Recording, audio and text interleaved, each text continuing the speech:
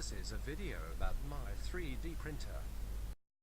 About a year ago I saw some YouTube videos about 3D printers and decided to get one. I did some research and decided to buy a Tronxy X1.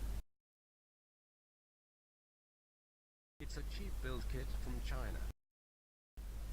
Some time later the package arrived.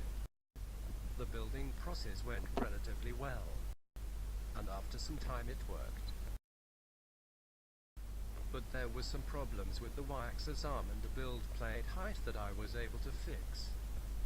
Here's a time lapse of it printing.